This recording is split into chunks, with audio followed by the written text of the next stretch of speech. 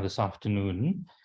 My name is Imran Balodia. I'm the Pro Vice Chancellor for Climate, Sustainability and Inequality at Wits, and it's my great pleasure to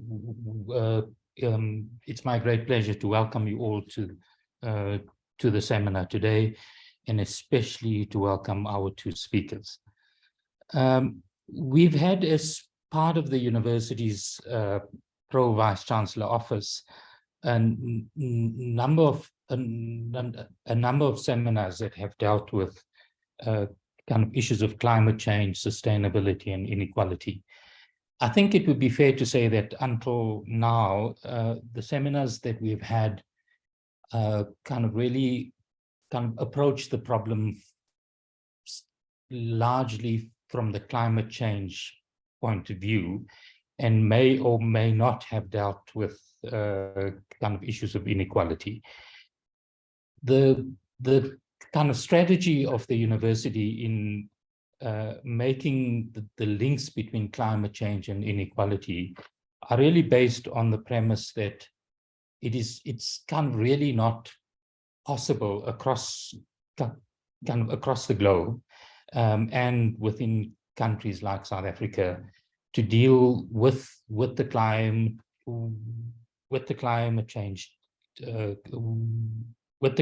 change challenge without kind of issues of inequality being at the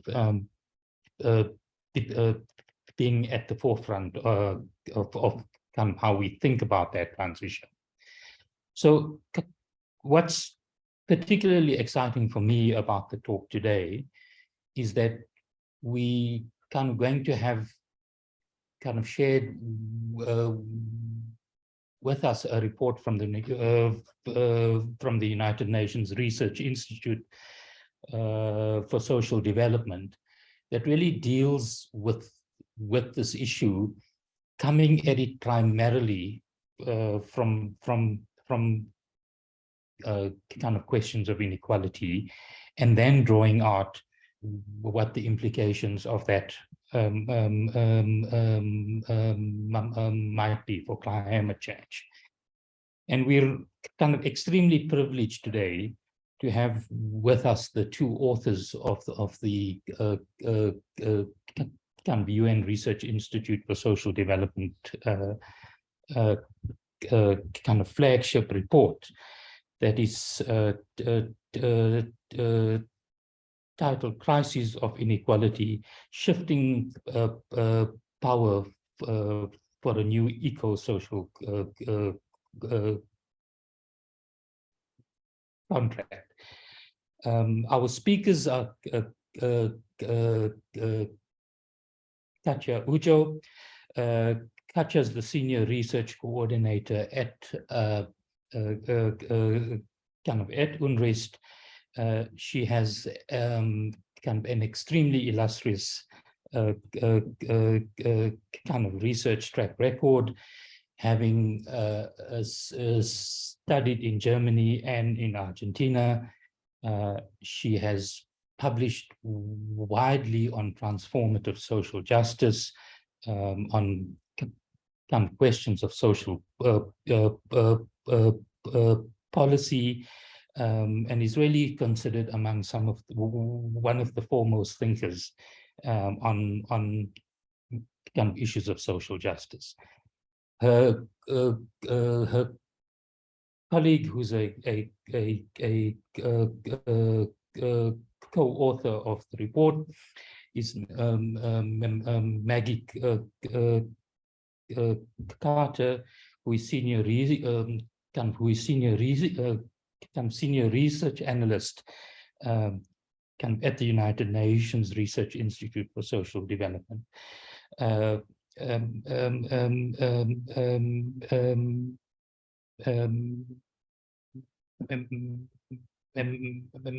Maggie has an MA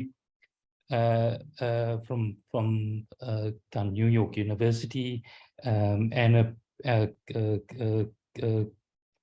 BA from NYU as well. She's also researched and worked kind of in the field of rights-based systems and kind of issues of environmental, economic, and social justice. So with that, let me pass it on to Katja and Maggie for their address, and then we'll have a Q&A session thereafter. I just want to point out at this stage that I think we'd be quite happy, and we have time for kind of questions from the floor. So you can either put your questions onto the Q&A now as we go, or hold them back, and we'll come to the audience for Q&A, and I'll try to take some from the chat and some in person. So kind of over to you then, Katja, and really looking forward to you sharing the report with us.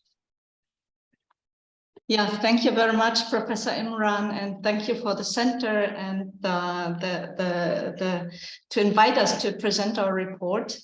I would like to start with a couple of words also on UNRISD, on our institute, and what our objectives are with these flagship reports that we publish every 5 years or so. So UNRISD is an independent and autonomous research institute in the UN. And we collaborate a lot with scholars in the Global South, with civil society organizations, to bring some critical issues, some contentious and sometimes provocative issues onto UN agendas. And we are a kind of a critical independent voice, trying to identify blind spots, trying to sometimes challenge the UN, the broader development community, with some new ideas and pointing out issues and problems that have maybe not been so present in the current debates. So with this particular report, we wanted to synthesize and showcase a lot of the research that we have done over the last couple of years on the issue of inequalities.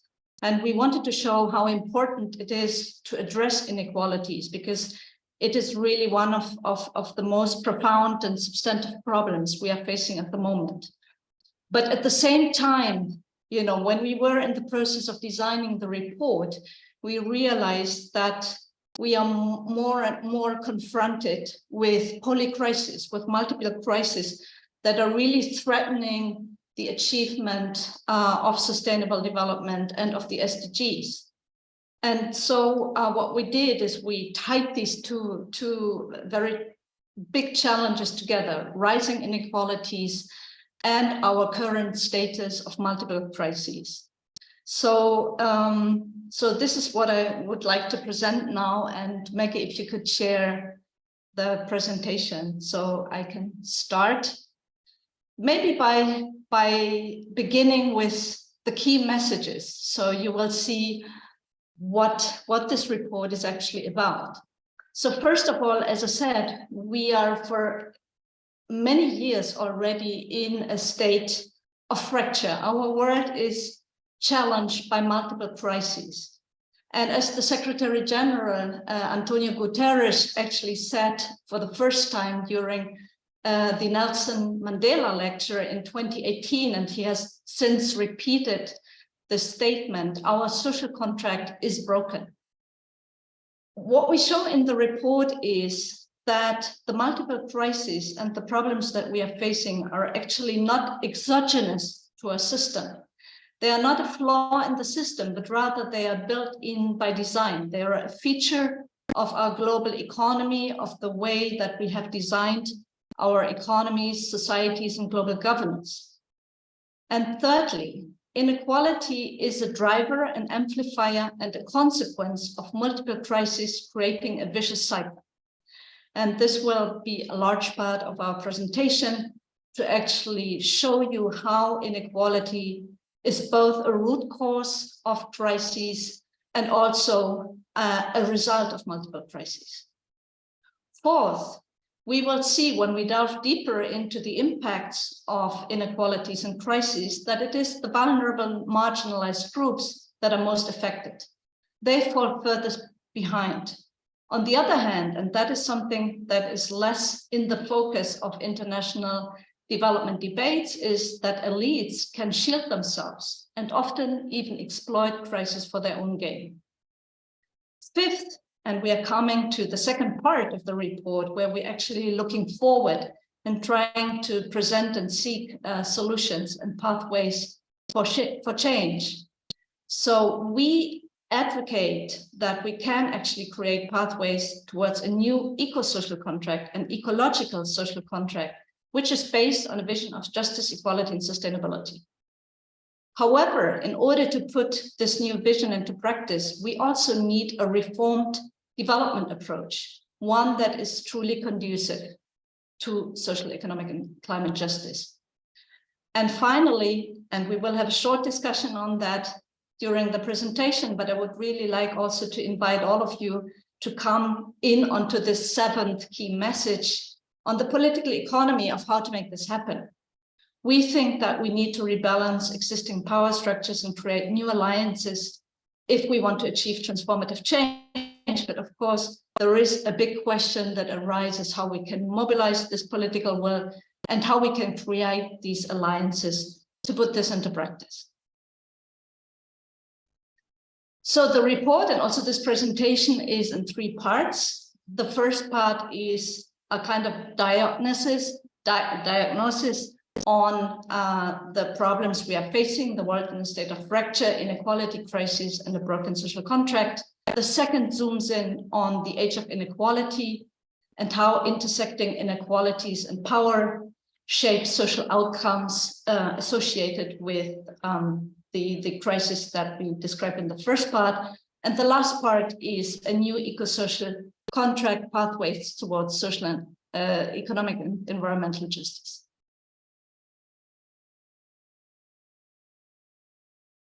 So yeah, you can move to the next slide. So let me start this presentation by talking about some global trends that are very important to take into account when we try to understand the current state of the world. So when we talk about global trends, we are actually thinking about these long-term development trends that are very important for policymaking, for social outcomes, for the achievement of the Sustainable Development Goals. But however, these are trends which are not bad or good in and of themselves. So these are kind of neutral, one could almost say these are neutral developments that, that can play out in different ways, depending on how policymakers and those in charge of global governance are actually shaping them. So the trends that we analyze in the report are globalization, technological change, demographic change, like aging, migration, urbanization, and also the shifting geopolitical landscape. So the key argument in this discussion about the global trends is to say, although these trends, have also bear a lot of opportunities for the human community and for development progress, the way they have been shaped by policies have actually led to the result of the reproduction of existing vulnerabilities and inequalities. And let me give you just a couple of examples on each of them. So when we look, for example, at globalization, and this is just a very simple chart that reflects an index that shows actually how economic globalization has increased over the last decades. And we put next to it, without pretending there is a causal relationship, just the way how the global income distribution between capital and labor has evolved. And we see, in the age of globalization, at the same time, we see that the global labor income share has actually decreased. Next, please. The same when we look at technological change. So we see here a graph that shows a couple of important ICT indicators and looks at how these have developed in different country groups. And what we see is, except for the population covered by a mobile phone, which is pretty good in all of the countries, even the least developed countries, when we look at the other indicators, there is a huge difference in inequality between country groups according to their level of income. Next, please. And again, if we look at demographic change, aging and migration, we see here in the graphs that these trends are actually happening, that the stock of migration increases. And, this is not the latest number, that we have, changing global dependency ratios with, the global age dependency ratio actually increasing because of an increasing aging process. But at the same time, the way that policy shapes these processes leaves a lot of people unprotected and not really included in the social contract. Next, please. Finally, also urbanization. We see it very clearly that urbanization is now surpassing the rural population. And this, creates a lot of challenges and a lot of, in a way, it calls really politicians, to rethink urban policies and development in cities. And we also know that there are huge challenges ahead. Finally, this is just a graph on shifting global powers. And what we see is that if we look at GDP, population, military expenditure, we see that shifts are happening, that really one of the big players in the global south are catching up, and that we are moving to a certain extent to a more multipolar world.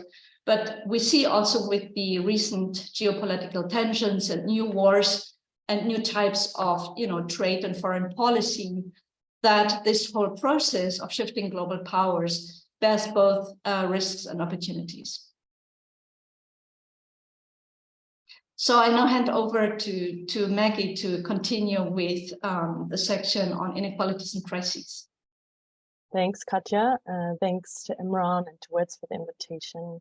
And good afternoon, or good morning, good evening to everyone joining us. I'm just going to take over from Katja and go a bit into the link between inequalities and crisis that we're trying to draw, and break down the different types of crisis and inequalities that we're facing. So the report explores how inequality has been a driver, an amplifier, and a consequence of multiple crises, from economic, environmental, social, and political.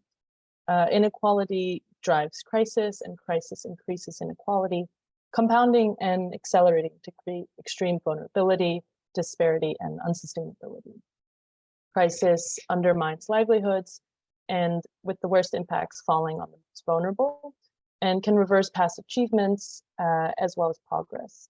On the other side, elites often see further wealth and power concentration in times of crisis, and our report sets out to make it clear that this is not a coincidence.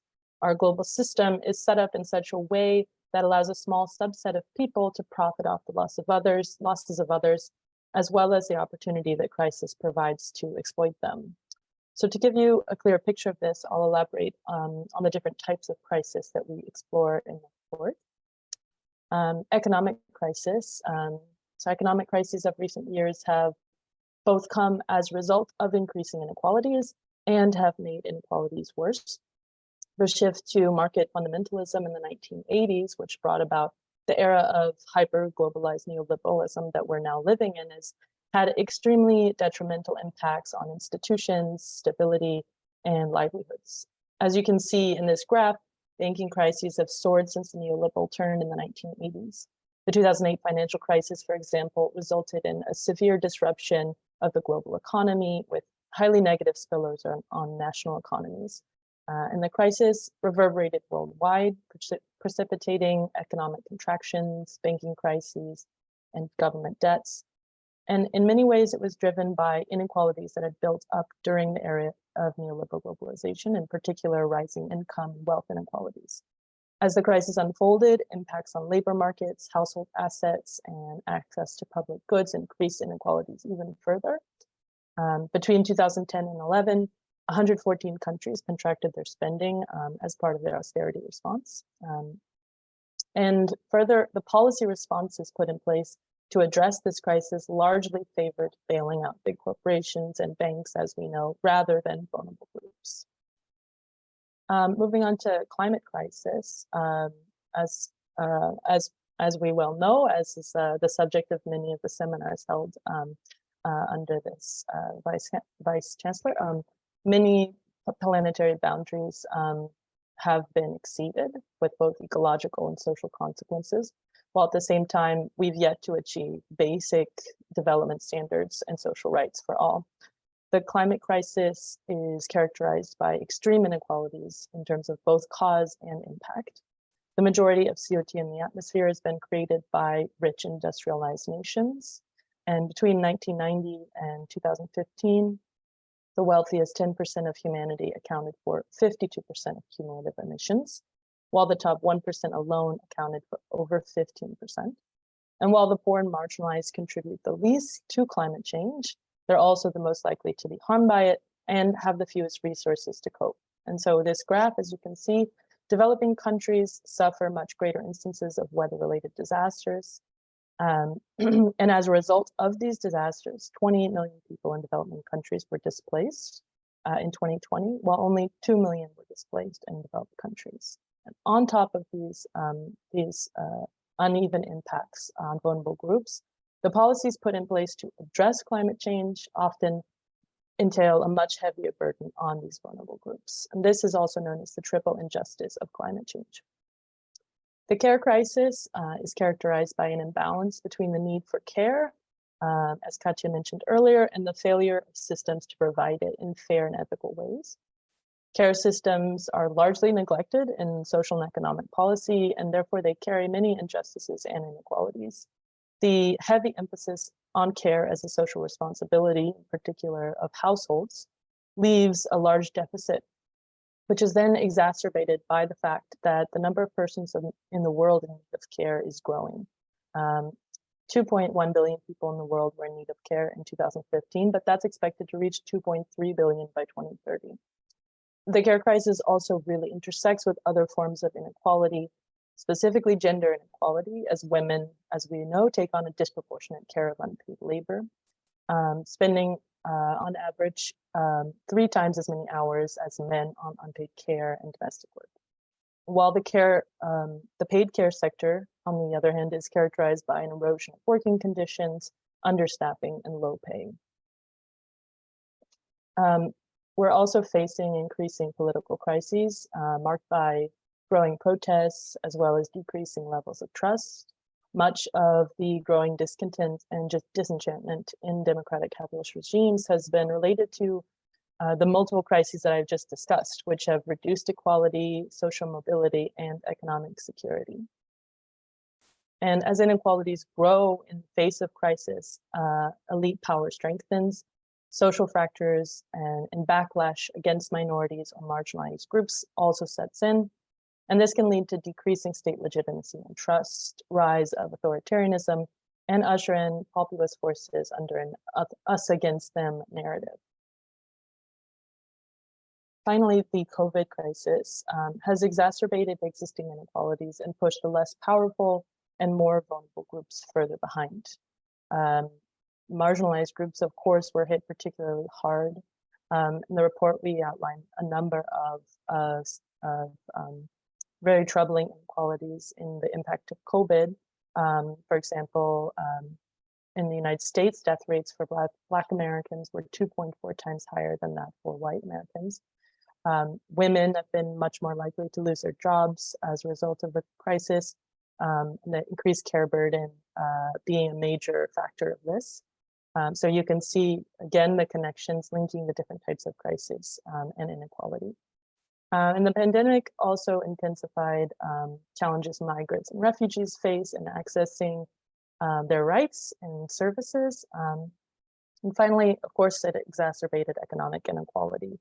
Over 120 million people fell into extreme poverty during the pandemic, while recent data shows that the number of ultra-high net worth individuals increased by 50% in the years of the pandemic from 2020 to 2022.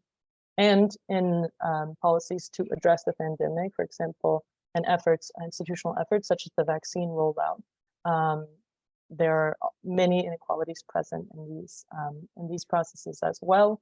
only 15% of people in low-income countries received one vaccine dose by April 2022, compared to 79% in high-income countries. So I want to turn now to the inequalities themselves and break down a bit the specific forms of inequality that we explore in the report, specifically economic inequalities, social inequalities, and political inequalities and power asymmetries. Our report explores inequalities as a relational concept, occurring both vertically along income lines and horizontally between social groups. And in this approach, we take an approach that's intersectional. So viewing different forms of inequality as interconnected rather than separate categories of oppression. Multidimensional, so it views how inequalities play out differently across time, let's say over the life course and between generations, as well as space. And an approach that's power-centered, viewing power asymmetries as underpinning all forms of inequality. The report shows that economic inequalities, which have spiraled upwards during neoliberal globalization, as I've discussed, lie at the heart of power asymmetries and elite domination. But while an overall decrease in global inequality between countries has occurred, it's been driven by a small number of large emerging economies, and gaps in terms of income and other development indicators have expanded for many developing countries. In the past 3 decades, as you can see, the top 1% has captured nearly 20 times the amount of wealth as the bottom 50%. And currently 1.2% of world adults own 47.8% of global wealth. Economic inequalities are rooted in historical legacies and injustices that have thrived in the age of financialization and hyper-globalization. And they're driven by asymmetries in global trade, investment, financial regimes, and policy and regulatory environments that foster the concentration of rents, as well as tax avoidance and evasion by leading multinational corporations. And the system extracts value at the lower end of global value chains while imposing huge costs on workers, women, local communities, vulnerable groups, and ecosystems. So while the rich become richer, as capital becomes more deeply concentrated and business power grows, the livelihoods of the working class, of poor and marginalized communities becomes increasingly insecure and precarious, as well as less resilient to the types of crises that I've outlined above. The report also explores social inequalities between groups that reproduce hierarchies by applying discriminatory rules and practices. And these social inequalities often intersect with poverty and lack of economic resources, and they negatively impact people, the economy, and inequality. The report shows how, with multiple examples and case studies, that intersecting inequalities create protracted forms of vulnerability, marginalization, social exclusion. So, for example, young workers are twice as likely to live in extreme poverty than adult workers. 85% of people without access to electricity live in rural areas. In the United States, LGBTIQ+ people are nearly 4 times more likely to experience violent victimization than non-LGBT people. Of course, these are just a few of the many examples from the different social groups that we could explore and talk about. And it's important to note that both benefits of progress and the costs of crisis are unequally distributed among groups. So, for example, an UNRISD study on inequalities in higher education in the Global South revealed that with the expansion of higher education in many places, and this chart is an example specifically from Peru, women have experienced markedly lower labor market returns than men. And the study really shows how social inequalities affect not only who can access higher education, but also the quality of higher education, the terms such as the cost and other accessibility factors, and the likelihood of employment after graduation. In terms of cost of crisis, the second graph shows how during the pandemic, women, youth, and low-skilled workers lost their jobs at much higher rates than their counterparts. and job loss in emerging markets and developing countries was much greater than in advanced economies. Finally, we shed light on political inequalities and elite power. So political inequalities and power asymmetries, as I've discussed, drive and are driven by social economic inequalities, as elites accumulate influence and power to preserve a system that benefits the few at the expense of the many. And this is a key underpinning argument of the report. And this fact makes realizing progressive change incredibly challenging, with particularly devastating impacts for vulnerable groups. So the report examines the different ways that those at the top accumulate resources and translate these resources into power and influence, as well as what the consequences of that power are for global society. We explore the role of business networks, lobbying, media capture in influencing electoral processes, and the outsized role that corporations play in global decision-making. We also show how the wealthy are better able to shield themselves from crisis and even profit from it. We also look at the bottom, vulnerable and marginalized groups who bear the brunt of the negative impacts of crisis, and how their power to do something about it is highly constrained because of lack of resources and because of the way in which political space is dominated by elites. You can see from this graph that the influence of wealth in politics is increasing globally. In times of crisis, this influence is often heightened and consequences amplified as the state acts to protect them from shocks. As I mentioned earlier, during the 2008 financial crisis, responses centered around bailing out banks rather than minimizing the impact on vulnerable groups. During the COVID-19 pandemic, corporations played a significant role in shaping policy responses, including eliminating liability for workers' health and safety, receiving tax cuts and stimulus money, and arguing for weaker environmental regulation. So there's really no doubt that the growing influence of wealth in politics is a massive roadblock to progressive change. I'm gonna go ahead and pass back to Katja, and she can tell us a bit more about what, given this rather bleak picture I've presented, what ideas we have, what visions could be employed to bring us towards a path of greater social, environmental, and economic justice. So Katja, over to you. Yeah, thank you, Maggie. I really like that you also put up this graph on the affluence bias, because there is really such an interesting research that shows that regardless of which political party is actually in power, and regardless also sometimes of the background of politicians, whether they are themselves from a low-income household or working class background, or whether they are rather from their family background, an elite person, the policy making has a very clear bias towards the interests of the better off. And this was for us also a very surprising result to see that, because of course, in electoral democracy, we assume that different parties pursue different political programs, and of course that they all work for the common good, but that particular parties also, work for different social classes and interests. And there is much more homogeneity in the outcomes of these political processes than one would assume. But now moving forward to our discussion on the social contract.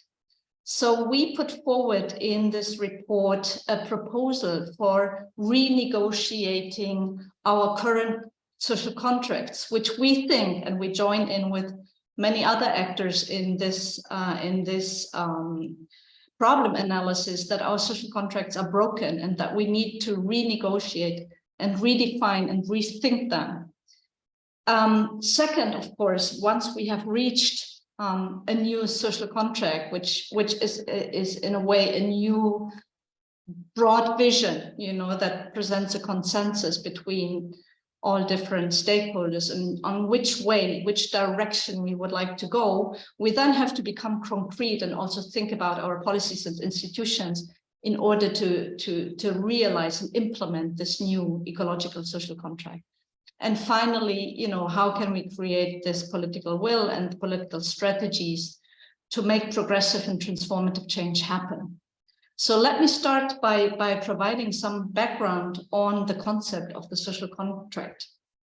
Next slide, please. Yes, where does the concept come from?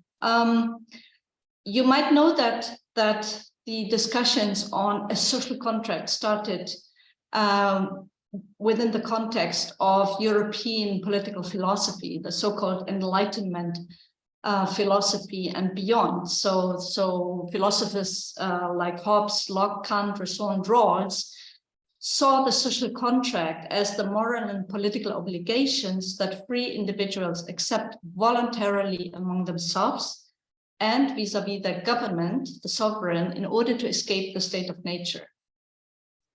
In other words, a social contract describes principles, values, and public institutions our societies are founded upon.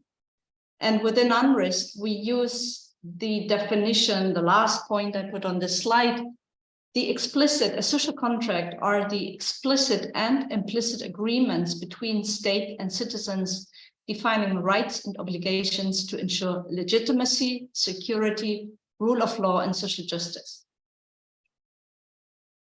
Next slide, please. So the social contract concept is not without criticism, especially this assumption, that it is a contract that that the original contract, how it is called in political philosophy, is actually the result of negotiations among free and equal persons. This has been very strongly contested, not only from Marxist theory, but also from all strands of critical theory, feminist theory, and decolonial approaches. So when we depart from the ideal social contracts, from the imaginaries of social contracts, and we look at real world social contracts, and we start to criticize them, we see that social contracts are often de facto contracts of domination or elite bargains, and not the result of inclusive negotiations among equals. And feminist scholarship has been very vocal in showing us that social contracts are actually built on patriarchy and that they reflect gendered arrangements. So a very important publication in this regard was Carol Pateman, 88, The Sexual Contract. And in our report, we also have a discussion from a contemporary Mexican feminist, Marta Lamas, on what she describes as the gendered arrangements that underpin social contracts. And another important criticism towards, let's say, the very idealized versions of, European Enlightenment social contract ideals comes from critical race theory. So people like Charles Mills have, for example, very clearly shown that our social contracts are racialist social contracts, and that people of color, and then he joins also the feminist colleagues, people of color and women are not only seen as materially subordinated or exploited, but they're often, when one goes into the underlying values and concepts, they are also seen as morally inferior. Next slide, please. And what I also thought was probably of interest to you is how, of course, we need to approach the social contract theory or concepts, from a decolonial perspective. So I just want to cite, a little piece from the flagship that talks about that and how we need to redefine these previous approaches towards the social contract that are so strongly grounded in the ancient kind of vision on what is liberalism and modernity. So the notion of modernity, so the notion of modernity holds that rationality, objectivity, and science can and ought to drive human progress, peace, and prosperity.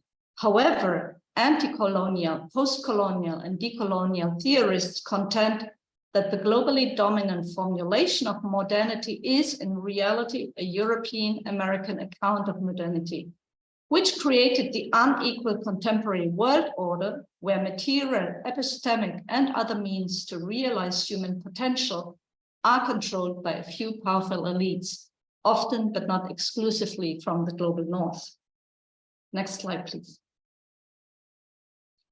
So we go quite deeply into an analysis of existing social contracts in the flagship report. And what we found out when we looked at, the real world examples and what to learn from them, that social contracts are very often linked to economic structure. So the most well-known social contract that people talk about is the 20th century welfare state social contract. It's an employment contract that was seen as an implicit bargain between growth and productivity and redistribution and social protection. So basically, it was an attempt in the post-war period in the 20th century to equalize capital and labor relations, and mostly because we had, of course, socialist systems that were competing with capitalist economies. And so this creation of corporatist social pacts was one way to say, capitalism, can allow a redistributive social contract where everyone really benefits. If we go into countries with more agrarian structures, we see that there were particular agrarian social pacts negotiated, again, which have very particular social policies attached, often more universal tax-financed social policies if we compare these with the more manufacturing and industrialized social pacts I just talked about. And again, for example, in resource-rich countries, we also see a particular type of social contracts. Some scholars have also looked at social contracts in the global south and identified the developmental contracts. And these were very important in the independence period, where nation building, social cohesion, but also, establishing of, an own capital base was very important.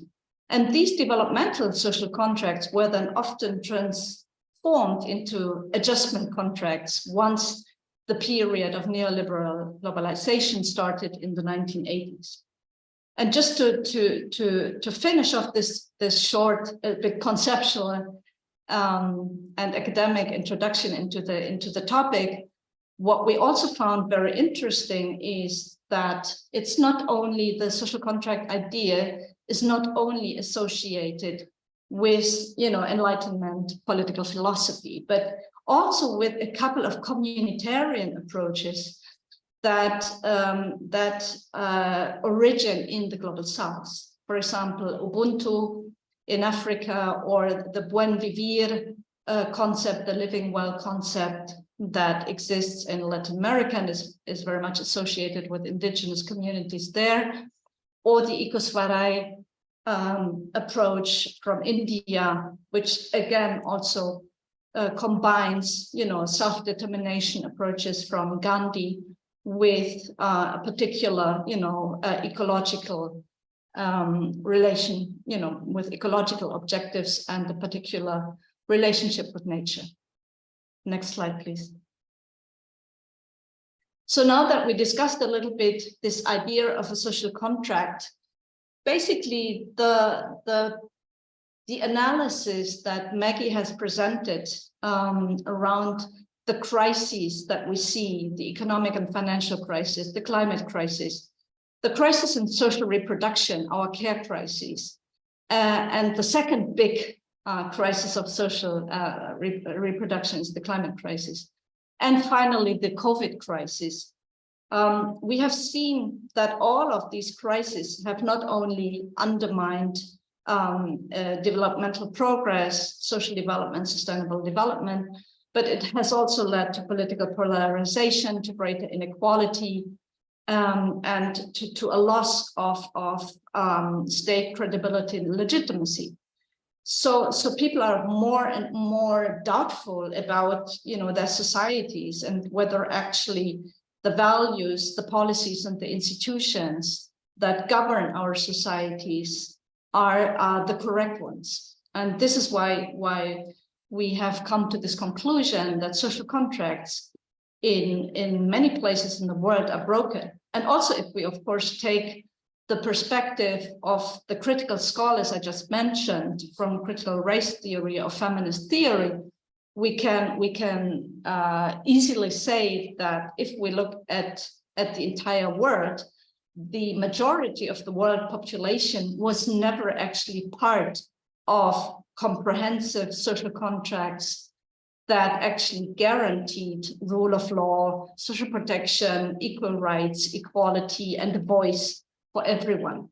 So in this sense, there is really an urgent need to rediscuss our social contracts, to rebalance a range of relationships that we think have become highly imbalanced, and these are between the societies and governments, between the global north and the global south, between capital and labor, but also between our economies and societies and our natural environment. We have thought and deliberated around principles that we could use as a guidance when we discuss in which directions to take our social contracts in the future. And we have come up with 7 principles that we are now putting on the table and are discussing with different groups and social movements and organizations. So first of all, the principle of human rights for all, which has as a point of departure the fact that the previous social contracts, especially those that are associated with the welfare state, the Western welfare state, have excluded a lot of people. For example, informal workers, migrants, those that are not in these formal social protection systems, but also those that are integrated, but on unequal terms, for example, women and other discriminated groups. Secondly, we think that our eco-social contracts need to incorporate a progressive fiscal contract. So one that raises sufficient resources for sustainable development, for climate action, and for SDG implementation, but also a fiscal contract that is progressive in a sense that it distributes the burden of financing in a fair way. A third principle is transformed economies and societies, and that has very much to do, of course, with the urgent call to make our economies and societies both more inclusive, but also more sustainable, and to really protect essential ecological processes, life support systems, the diversity of life forms, and create greater harmony with nature. So this principle, again, that is taken up, because we really wanted to highlight that we need a contract for or a contract with nature.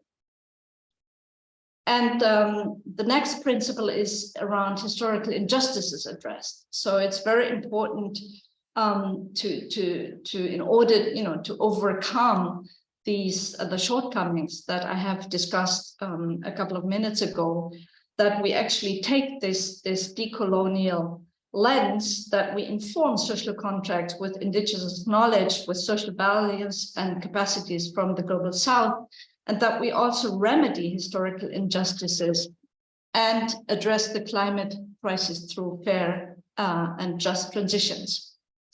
Finally, of course, gender justice is very important.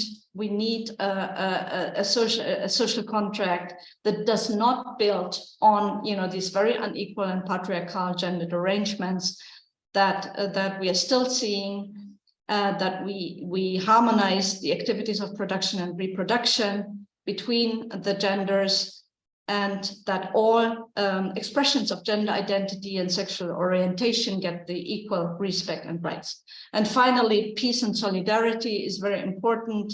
A new eco-social contract needs to be bottom-up. It needs to bring together different actors, and it must overcome this mindset of us against them, and rather seek to find the common ground between the different groups and interests. Next slide, please. Now, to end the presentation, I just want to give you a very quick insight into how this new vision around a new ecological social contract could be actually put into practice. As a matter of fact, and we have criticized, our current system as a system, that has inequality and instability and insecurity built in by design. So what is really needed is, of course, a change in our economic policies and institutions, new forms of social policies that are much more inclusive and rights-based than those we find at the moment, and also a global governance system, that really strengthens multilateralism and solidarities at all levels. Next, please. Yeah, let me just give you just a couple of keywords. I can't go into depth on all these discussions, but what we present in the report is a range of alternative economic approaches that are actually promising in order to make our global economy more inclusive, more sustainable, and also reducing some power asymmetries between the global north and the global south. So we discussed, for example, the recent proposals around Green New Deals. We criticize, some of these proposals as not being equally beneficial for the global south, and we make a call really to make these strategies for just transitions really beneficial for all players, for all countries in the world, and which also includes some redistribution, of course, at the international level. We also talk about a new role for the state to regain policy space, to revitalize some policy instruments, for example, such as industrial policy, which is absolutely necessary if we want to achieve structural change and move towards a low carbon economy. And finally, looking into some promising approaches in economic terms that are much more democratic and embedded in society and nature than the type of market economy that is very much dominated by big players and big corporations. So we analyze the potential of social and solidarity economy, and how this economy, which is more small scale, based on cooperatives, on fair trade associations, and how these could be scaled up and how they could be supported by public policy. Next slide, please. We also zoom in quite strongly on the type of social policies underpinned by a fair fiscal compact that we need in order to make our social contract much more inclusive and to really grant this social protection that all citizens and residents in a country really expect to guarantee their well-being and to enjoy fully their human rights and develop their capabilities. So in terms of social protection, we clearly recommend to go beyond targeting and to implement comprehensive social protection systems which are based on human rights. A second very important field is social services. Of course, universal quality public services are the high road strategy in this field, and a lot of research has shown how the commercialization and the privatization of social services has led to fragmented, dualist, and exclusionary systems that are out of reach for a large part of the population. And finally, labor market policies are extremely important. A new development paradigm needs to focus on productive employment and decent work. And there are a lot of useful policy instruments that can make labor markets more inclusive and more stable and really grant this decent work that we're looking for. Integrated care systems are very important. UNRISD has done a lot of work on the care economy. We need to provide support to both providers and recipients of care. It's very important in order to create a just gender contract.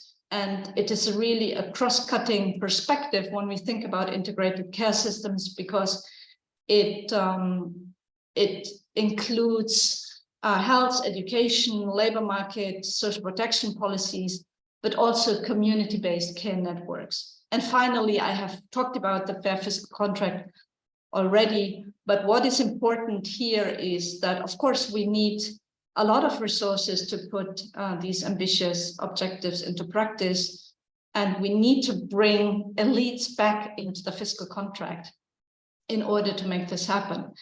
And when I talk about elites, it's of course at the national level, but also globally speaking, when we think about the big transnational companies and also the rich countries who need to provide, definitely a bigger share and shoulder, a bigger share of the costs that this just transition implies. Next slide, please. And finally, of course, global governance is very important. We need much more rules and regulations also at the international level in order to rein in what we have called together with UNCTAD neoliberal hyper-globalization. We need to promote global public goods, regulate multinational companies and global value chains, but also issues such as migration governance is more and more important in order to allow also that migration can be harnessed for the well-being of migrants and their communities, but also benefit, of course, the countries, both origin and destination. We need to address power asymmetries in multilateral governance, and to say it very quickly, a better representation of the interests of the global South, but also a better representation of the voice of civil society in multilateralism. And finally, we also mentioned it as a principle for new eco-social contracts, strengthening solidarities and values at all levels and with all actors. I think it really makes sense to think through our policy proposals, our community action, our economic policies and our institutions, in what way they are based on solidarity. They actually incorporate a solidarity perspective, and how far also solidarity principles are guiding our foreign policies and our international cooperation. And I think that these communitarian values and communitarian-based social contracts that I mentioned, such as Ubuntu a Buen Vivir, can also be an inspiration on how to create policies and institutions that lead to, more harmonious relationships at the community level, but also with regard to our natural environment. So in the interest of time, I will just present this slide and in order to close our presentation and then really open for the discussion. But when we come to the end of the report and we really think about, can we actually be successful in addressing all these problems? Can we actually get into a pathway towards economic and social and environmental justice? And can we make this transformative change happen? The first thing that we wanted to make very clear is that we know what works, we know which policies work, we know which reforms in different contexts have actually been affordable and have led to more egalitarian outcomes. And we try just to, to present, different policy fields, such as social policies, employment policies, fiscal policies, but also market regulation, urban policies, food systems, anti-discrimination and affirmative action, government's access to rights, etc. All, in all these different policy fields, there are very, evidence-based policy recommendations that we can give policymakers, where we can say, if you implement these policies, you will have a stronger social contract and you will have egalitarian outcomes. So it's not a question of, what needs to be done. A lot of examples exist. We have to basically now convince decision makers and policymakers that this is the right way to go, not just to achieve our international obligations, such as the Sustainable Development Goals, but actually to create societies and an economy that has a future, that is resilient, where people enjoy well-being, enjoy access to rights, and really participate, in their communities, in their country, with their capacities and with their voice on an equal basis. Maybe you move forward. Yeah, I will skip this slide. So maybe just to end the presentation with 3 quotes that contributors to the report made, and which are very interesting in terms of, how can we now actually mobilize to bring about this transformative change.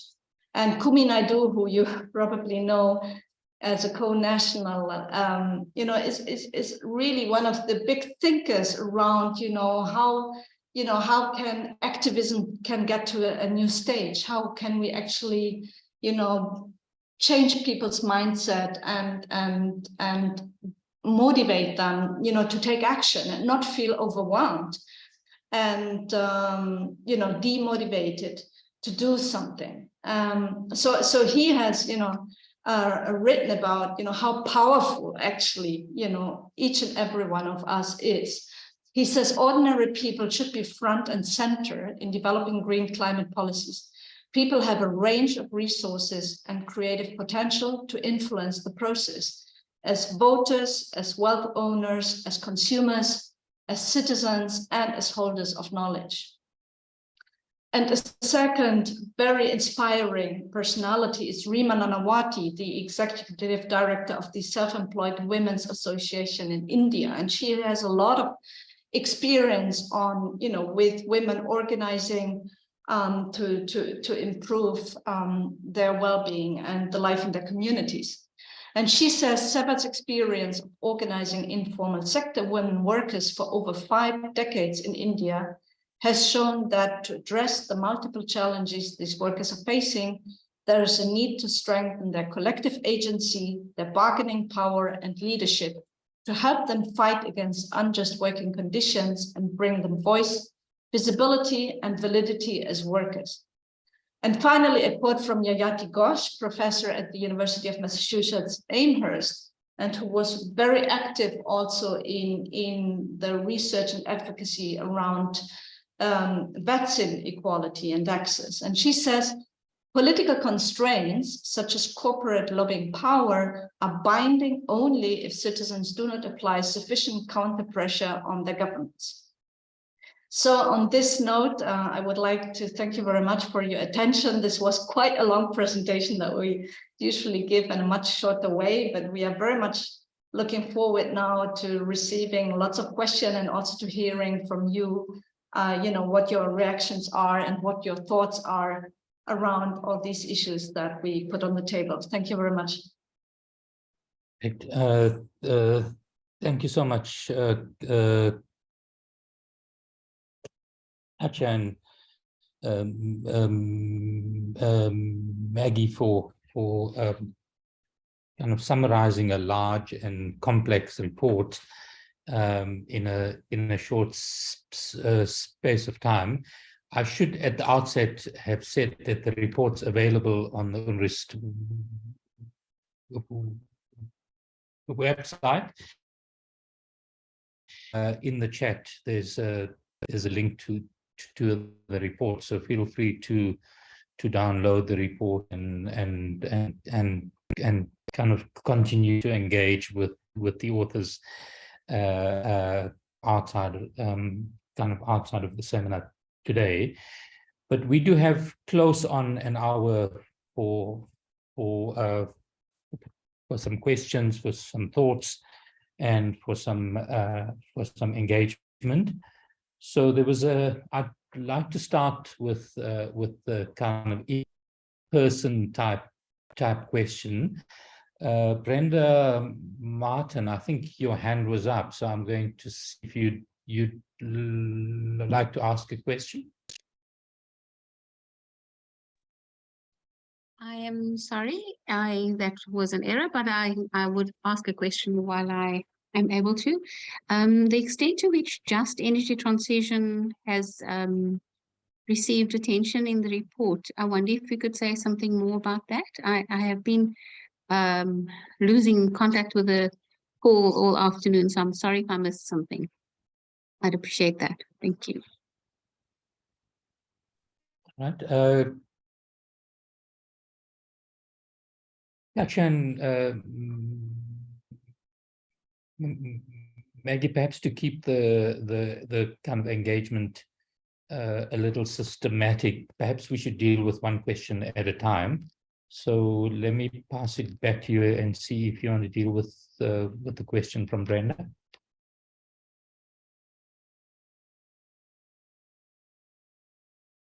Yeah, maybe I can say just a couple of words and pass on to Maggie as well.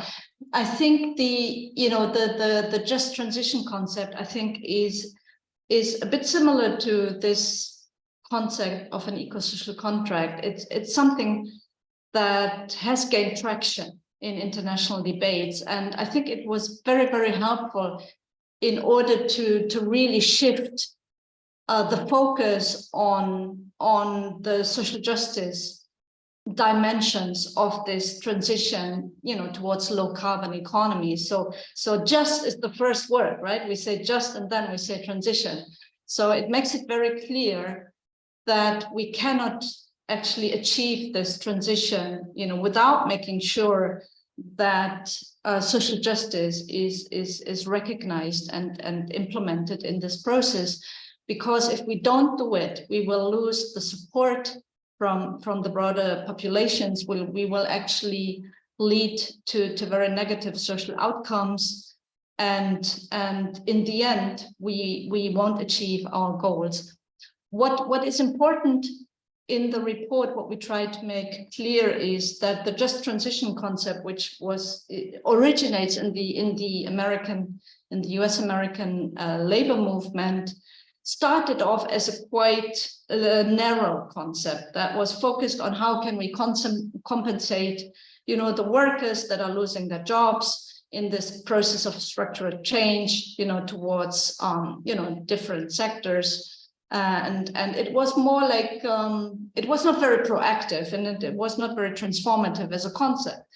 And what we try to promote is now to actually broaden the concept of just transitions and to say the just transition is something that needs to apply to all the different processes of change that are happening now that we are transforming our economies and societies. So it's not only related to, to a particular set of formalized workers in a particular set of industries, but it needs to be applied, to all groups in society, to all economic sectors, but also to transnational relations such as global North, global South relations. Maggie, maybe you can complement this as well. Yeah, sure. Thanks for that question. Just to say that Katja mentioned a bit about UNRISD and how we work, but we have several teams. Katja and I are in the transformative social policy team, and we also run the flagship team.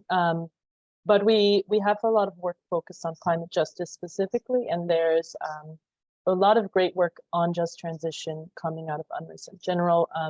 Our colleague runs the Just Transition Research Collaborative. There was an edited volume published recently, and we do focus on this in the report. We cover a few case studies that are in this edited volume. There's actually an interesting case on just transition in South Africa, actually, as well. Looking at questions around privatization of the energy sector and moving towards a just transition, also in the context of racial injustices. So that's an interesting intervention as well. But we really do deal with, as Katja mentioned, just transition in a broader sense, and as part of a green and economic alternatives that are sustainable and that consider moves away from growth-oriented approaches that are focused more on ensuring sustainability and justice. Right, thank you. So I'd like to move on to and perhaps merge three of the questions that have come up in the Q&A part of Zoom. So the first one's from an anonymous attendee, and the question is: are you anxious that in the face of all of these ills, the only solution being it should be the only solutions being touted are kind of endless new social contracts, even though historically the global south and marginalized groups everywhere are excluded from these social contracts. There's then a kind of related question from Jonathan West, who says, what is the process of building an eco-social contract? Does it require some kind of revolution or mass social change? So Katja and Maggie, over to you. Sure, I can start and jump in and let Katja add.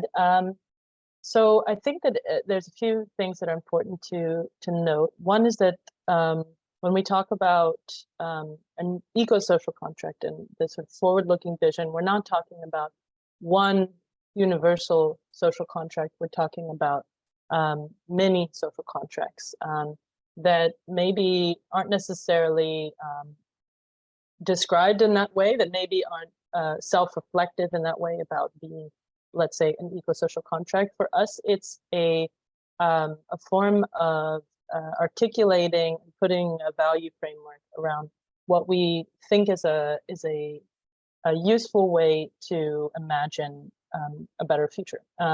So when we talk about, and absolutely it's a valid point to the historical exclusion of communities from social contracts, and that's a key point of our analysis. But I think what we want to say is that we want to imagine the ways that existing social contracts that are taking place all over the world in communities on different levels, whether it's very small scale in cities, at the national level, what aspects of these align with what this vision we put forward of an eco-social contract is, how they have moved towards that, how they push back against elite interests, how they ensure inclusion and participation of marginalized groups, to what extent they do that, and consider how this can be, what lessons can be drawn from these, how these can be scaled across. So talking about an eco-social contract on a global scale, sort of as a narrative, as a tool.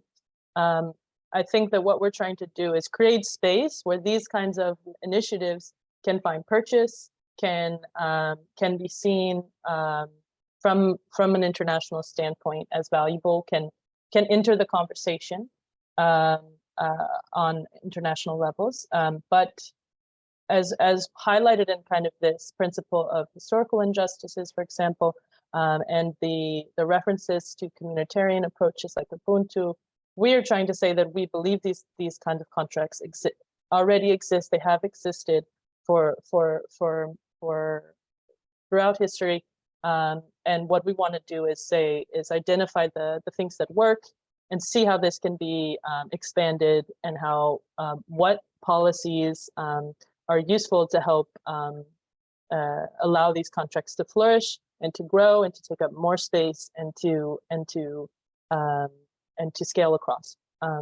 So Katja, I'll let you jump in now as well, because you've worked on this.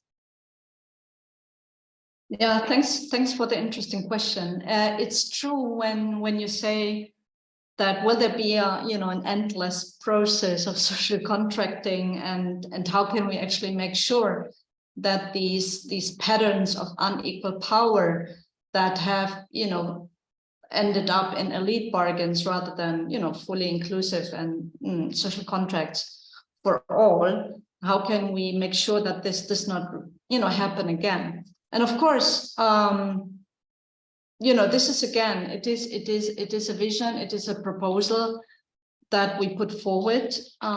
It needs to be claimed, of course, at the local and national level by the people that would like to see their countries change, that would like to see their regions change, their communities change. And what we have seen when we did the research for the report is that social contracts are always evolving, of course. First of all, it's sometimes not even easy to say, is this now an incremental change, of the social contract, or is this now a new one, and I think, of course, this really depends on how different, how profoundly maybe a regime or a system is changing. What we can see very clearly is that at critical junctures, and when we have, very transformative changes in a particular context, for example, a regime change, like we have seen, in South Africa after apartheid, or in Brazil or other Latin American countries, when there was a transition from authoritarian rule to democratic rule, or just, a change in government, as we have also seen in Latin America, for example. There is the period of the early 2000s where we very clearly see a social turn, where we see that a number of governments have expanded access to social rights and included previously excluded groups into the social contract, by expanding really social protections and social services to them. And so what we see is, there are some instruments, that are very important when we talk about renegotiating social contracts: constitutional reform, land reform, or other, important asset redistribution. But also this, expansion of social rights is very important in order to change, and reform the social contract. But whether that is actually, a revolution or an incremental change, a gradual change, this depends, of course, very much on the country context. And there is this urgency, that we have in our global debates at the moment to say we have little time, the challenges are huge, climate change is already beyond tipping points, it's getting irreversible. At the same time, we have huge social development challenges, poverty, pandemics, inequality rising. So there is a lot to do. But I think, usually policy change takes time, and I think what I personally like about this approach of the social contract, that it is very clear about, we have to really renegotiate, we have to advocate for our objectives, and we have to create a consensus where everyone is on board. So in this sense, of course, contractual theory is much more geared towards, a democratic gradual process of decision making and political participation than a big bang approach, that introduces a new system from scratch. So it might take time, but there is a clear pathway, as we argue, that can lead to improvements, even in the short term, but especially also in the longer term. Great, thank you. So I'm going to now move back to the audience, as it were, and take questions from people who'd like to ask. And please feel free to put your hand up to ask any questions. I'm going to go to Juliet Taylor to ask her question. Over to you, Julia. Thank you so much, and thank you, Katja and Maggie, for a really interesting presentation. I was also wondering, in line with some of the comments in the chat, about the kind of international dynamics and how the ideas around social contracts are affected by the international power dynamics. And then I guess that links to a current issue, which is, the ongoing processes within the UN to try and address climate change, for example, and the limitations within the existing international setup. And so I wanted to check if you had thought about these kind of issues in terms of is there an international social contract, I guess, and how do we shift the power in international dynamics to allow for, I guess, more local determination, perhaps in addressing these crises. Right, back to you, Katja and Maggie. You can decide who wants to go first. Yeah, thank you for the question, and it resonates also a bit with a part of a question that actually we have not responded in the last round.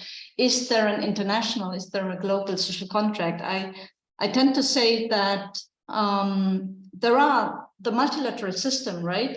The United Nations and other parts of the multilateral system, they have actually, of course, tried to set up institutions and norms, that can guide our relations between countries and between peoples and between people since Second World War, since the UN was founded.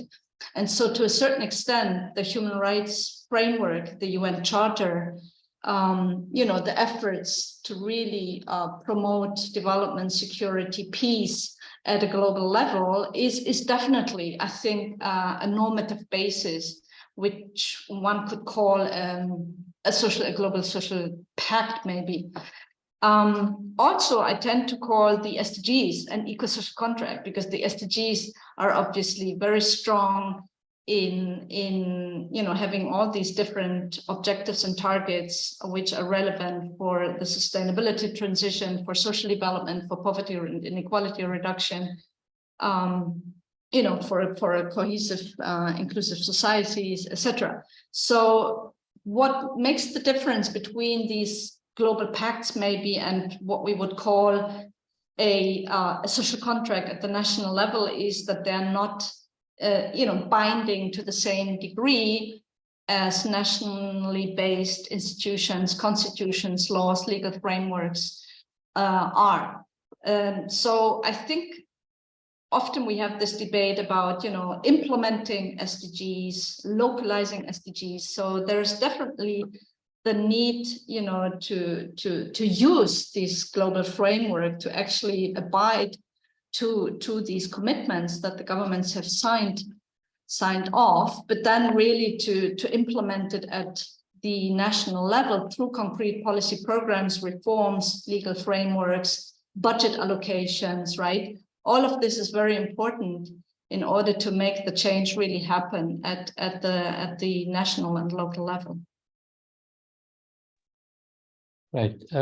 So let me combine two questions from the kind of Q&A and the chat. So there's a question from Tsepo, sort of asking what role you see for the private sector to play in this transition, and I don't necessarily want to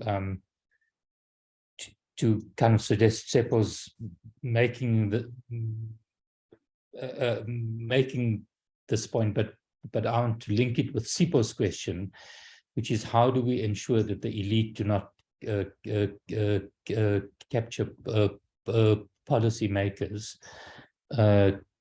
to kind of ensure that interventions kind of aimed at addressing the crisis are for the benefit of elites. Sure, maybe I can work backwards. I'll start with sort of the second question.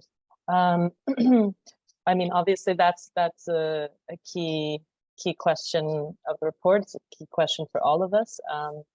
And I think probably one of the single biggest hurdles to progressive change. To say, yeah, I'm not going to say that we have an answer to that.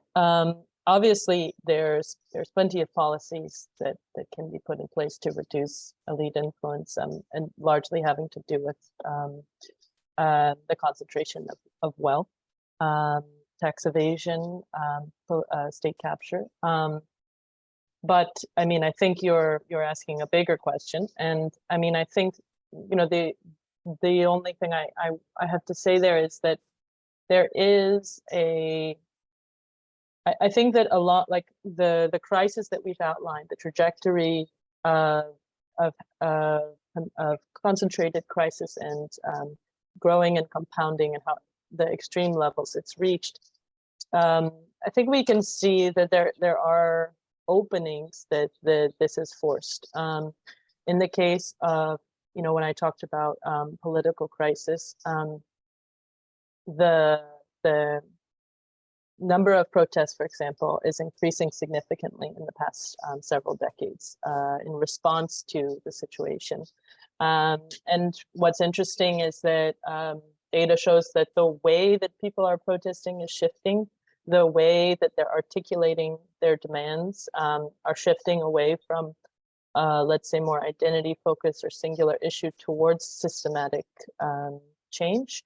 It's also precipitating new kinds of alliances and coalitions between groups that previously might not have seen their aims as being the same, but in the context of this extreme polycrisis and inequality, in fact, the links are resonating much more clearly. And even really acute crises such as COVID, I think, open windows where things have to shift significantly, and in response, I think there are perhaps, let's say, new imaginaries about how to move forward.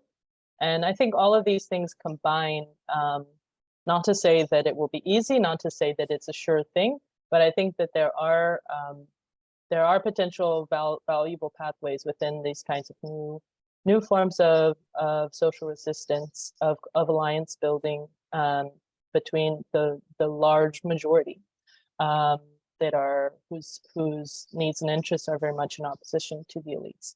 So it's interesting for us to keep thinking about those, to look at social movements and the way that they come together and push back against elite power. We have a book on more on this topic. It's on inequalities and elites and the role of the role of any kind of sort of mobilization, countering elite power, that came out with Bloomsbury last summer. And there's a lot of really interesting case studies on these things happening in different countries, So I'd encourage you to read that. Obviously, again, these are small scale examples, and to get at an answer to this question, it's a much bigger thing. But I do think that there is a sea change, and it's coming as a result of the extremity of inequality and crisis that we're facing. Maybe Katja, you want to jump in on the private sector question? Yeah, just a few comments. I think the role of the private sector needs to be considered very, very carefully. For sure, you know, the private sector is extremely important. And what we have seen maybe over the last couple of decades, that there was not a clear public policy stance towards the private sector that actually provided the correct incentives for private actors, whether they are, you know, at the social and solidarity level or at the community level, or, you know, the more the bigger players in the economy. What we show very clearly in the report is that we do not have a problem in a way with, there is not really actually an issue with the market economy, maybe, because what we actually criticize and highlight is that we are very far away at the moment from a competitive system of equal players, you know, that are actually, trying to offer the best services and goods to society. What we see is an extreme concentration of power at the upper end of the business sector, whereas actually the small and medium-sized enterprises, the micro enterprises, the self-employed, and those working in, you know, the social economy are very much struggling to get by and to survive, and to make their business sustainable. So there is a lot of scope actually for much better market regulation and much better incentives for companies actually to be more inclusive, more egalitarian, and more sustainable. And you know, that starts off with, you know, the social benefits they provide, with, you know, their ecological footprint. UNRISD has a very interesting project on sustainability performance indicators for enterprises that take a very broad approach to sustainability performance, and really offers a system where enterprises could really measure their performance in a much better way than it is done at the current moment through these ESG approaches. And another issue is basically to think about, you know, how we can avoid, you know, this tax avoidance and illicit financial flows, and also, you know, reach some minimum tax rates, of course at national level, but also at the global level, and to avoid that, you know, race to the bottom in corporate tax rates, which is also one. And in income tax rates that we see, you know, over the last couple of decades. So there are a lot of fields where the public sector, public policy needs to become much more active in reining in, and, or let's say, providing the right incentives for private actors to contribute to inclusive and sustainable development. And interestingly, when you have the right environment, you know, you can also see that the business behavior, you know, is changing and can improve a lot. However, you know, what we often see in reality is there is this division of labor where actually the private sector often, you know, reaps the benefits, and the public sector is providing the investments and also taking over the costs.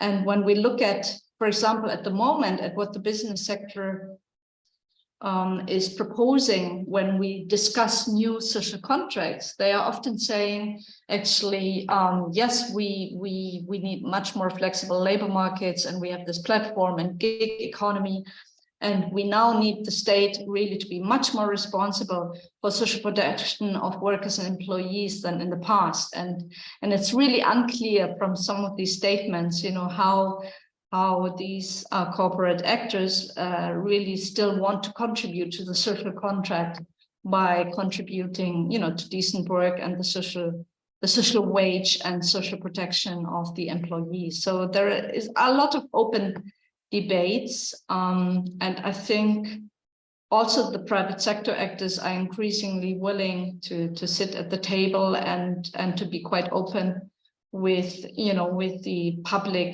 to discuss these issues. But we need strong accountability, strong watchdogs, also pressure from the electorate and from civil society and the media to really hold the different actors to account.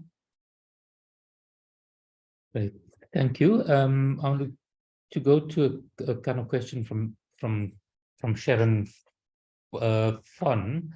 I'm hoping Sharon's still in the audience. Sharon, are you there? I am. Right, over to you, Sharon. I thought it would be more effective for you to ask your question rather than me read it out. I think my point is along the same lines as everyone's been asking. I mean, I think that there are these examples of local successes, but what's really required is really system level change. And if you take, for example, multinationals, the regulation of multinationals, well, they aren't regulated, and it seems to be impossible to regulate them. The whole international regulatory architecture is nationally based. And if you even take, for example, the response to COVID, what we saw in that response was that national governments would simply support those multinationals that are homed within their own countries. And so, although you're right that there are some examples of local successes, the question I feel is still, how do you make these people come to the table? And I suppose you are trying to ask that, but I think it is an interesting question. It does raise the question, I think someone else articulated, what brings us about? A massive revolution, incremental change. But it does seem to me that reports trying to reform the UN system has proven itself to be slow, cumbersome, incremental, and very, very often ineffective. So we have all these international agreements on social and economic rights, but we don't see massive social change to achieve them. And so I think we're all struggling with that question. How do you bring about the kind of change that is required? So social compacts might well be it, but how do you get people to sit at a table and agree on them? And I suppose that's the frustration that I think a lot of the questions are around this issue. Katja and Maggie, if I could just piggyback on kind of Sharon's comment and kind of abuse the chair. I mean, if we take this kind of issue to the climate question and contrast the slow process in the UN to get principles like loss and damage to mean anything, with the types of policies that are actually being pursued by the powerful countries of the world. So if you take the US Inflation Act, what it is in essence is the largest subsidy ever to kind of private capital in the US to make sure that those kind of US interests continue to control large parts of our economy. And similarly with the EU and the UK, what for example, the kind of EU's border adjustment policy is essentially doing is passing the burden of the cost of adjustment precisely to those countries that have not benefited from the developed world effectively abusing the total carbon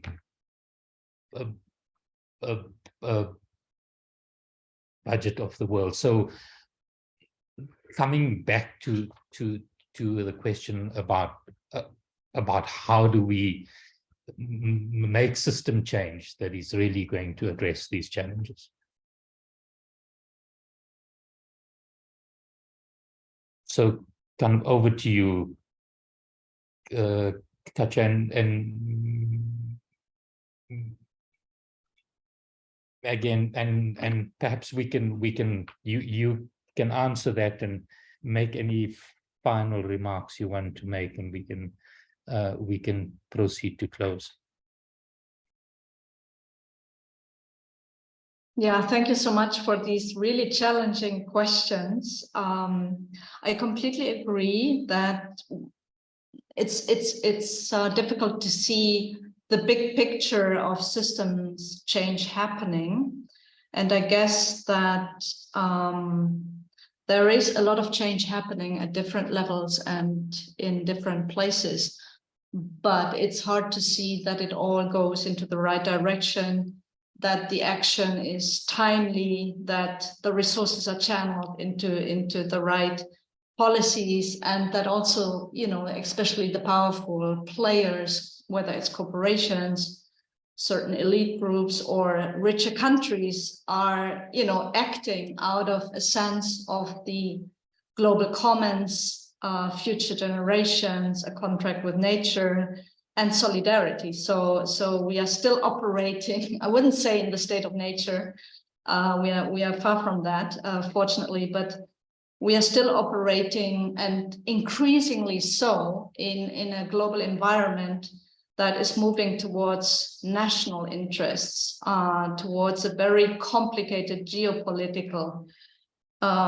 situation, towards increasing polarization, not only at the national level, but now also between who is friend and foe in terms of the international relations, and where a lot of the kind of previous rules that were taken for granted in a globalized economy are thrown overboard by the same actors that have actually promoted, right? You know, an economic governance system that was supposed to be a system that goes, you know, beyond political questions and is purely, you know, an economic trading system. So kind of democracy through trade, and, you know, solidarity through trade, and all of this. So it's all very different at the moment, but at the same time, I mean, you know, we are probably in a very, we often say we are at crossroads. So we have all these things happening, and at the same time, we have more and more people with awareness. We have more and more scientific evidence on around all the challenges that we face. And we still have a multilateral system that is, at least, you know, it has its processes, it has its governance fora, its fora for deliberations. And the only thing I would say is each and everybody, you know, has a particular place. You know, we have different roles, and we are working in a particular sphere. So on the one hand, we are active in our communities, in our families, in our particular national context, and at the same time, for example, we are, you know, employees of the United Nations, and we are trying to change narratives there, produce evidence that you know, that shape debates and hopefully also policies, you know, taken up by different member states. We are interacting quite a lot with governments and also with elite groups. We have currently a process ongoing with the Club de Madrid, where, you know, a lot of former heads of state are members, and you know, we try to promote this concept of a fair fiscal contract and of bringing in elites back into the tax compact, and also to tackle these questions, you know, of how to remedy historical injustices and how to actually recognize that the Western economies, you know, have this huge historical footprint in terms of global warming. But not only that, of course, you know, that now adds on to colonialism, imperialism, and all sorts of wrongs. that have shaped, the globe. So what we see when we discuss, and we had recently a discussion with some big corporations about just transitions, and our director Paul raised the question towards one of these corporations around redress, about how these corporations would also actually, compensate certain groups that suffered or were negatively affected by this corporation, or how certain unequal relationships with the countries they were doing business with, could be remedied. And there was basically a silence, and the persons who were in the room told us that yes, there is more awareness in the business sector on the future challenges, the present challenges, and that they need to become active in the regarding climate change, but also protecting human rights much more than before. But the argument is we can't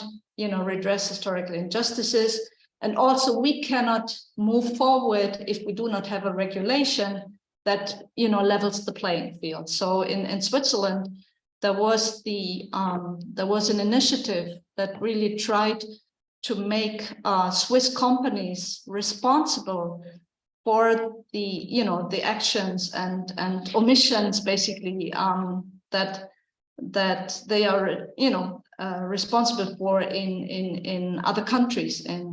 And it was rejected, this initiative, basically, that people who were damaged, by a mining company or something, because of, environmental or other damage, the proposal was that they could actually sue the company in Swiss courts. And this was, clearly rejected through a referendum and also through the government. And it just shows, that maybe something is moving, but we are not yet there where those who have power really take full responsibility.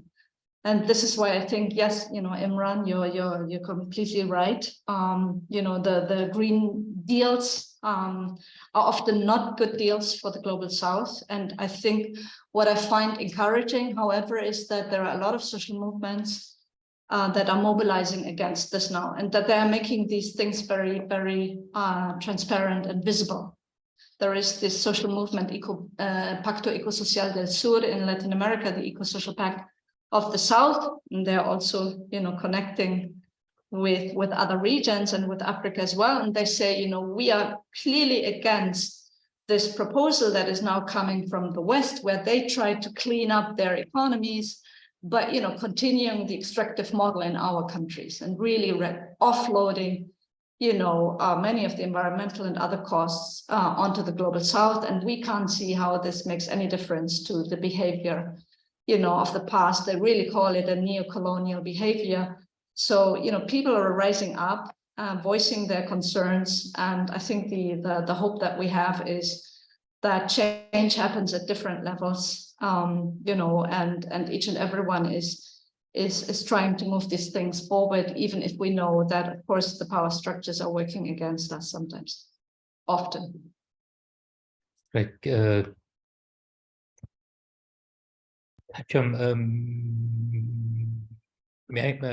Maggie, anything you want to say at this point?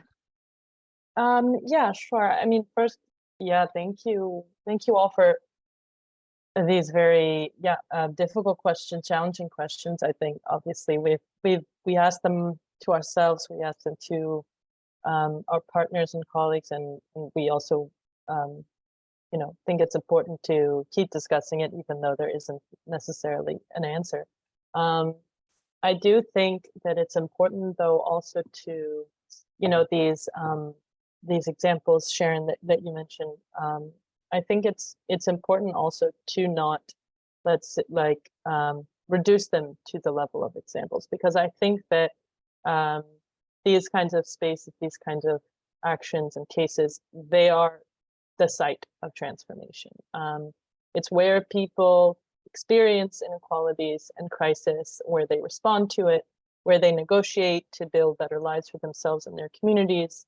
I mean, if you take SSE, for example, I think to successfully put in place alternative economic systems at whatever scale that are inclusive and human rights based and sustainable, in the face of a global system that's so antithetical to that, I think that is revolutionary. And I think that is, perhaps it's true that at that scale, it doesn't necessarily do much for our broader question.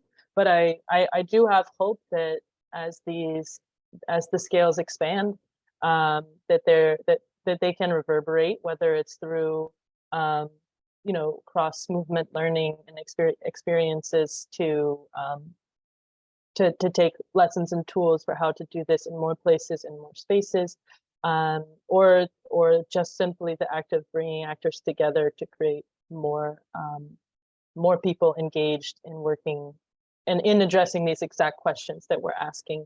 I think it is a question of volume, and so yeah, I think it's valuable also to focus on these examples as well, with of course the bigger understanding that there's no clear answer on how to address these systematic issues as well. But yeah, I think that's where I'll leave it. And thank you all again for these questions and for this opportunity to present the report. And thanks, Imran. Great. Well, thank you all for making the time to kind of join us this afternoon. I think what you've had is a feel for what's in the report.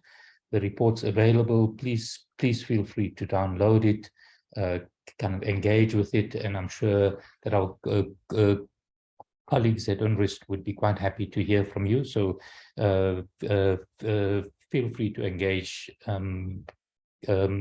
with them further. In closing, I'd just like to thank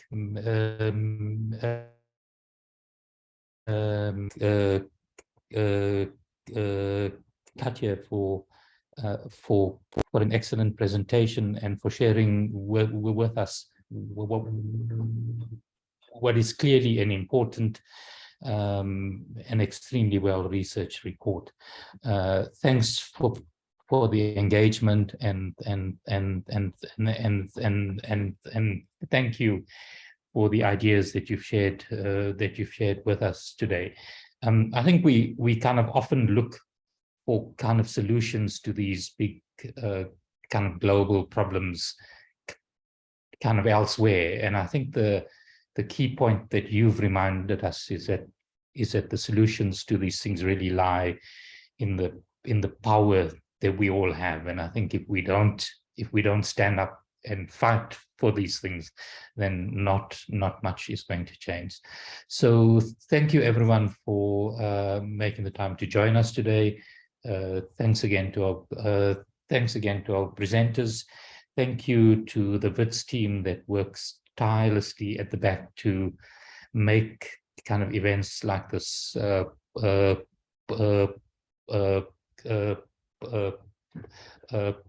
possible for the university to host. And thank you to Julia, who does large amounts of work in the Pro VC's office for us to kind of take forward the climate change agenda kind of at Wits University. So with that, I think we'll then close the evening. Can have a great evening, everyone. Thank you very much. Bye-bye. Thank you. Bye. Bye-bye.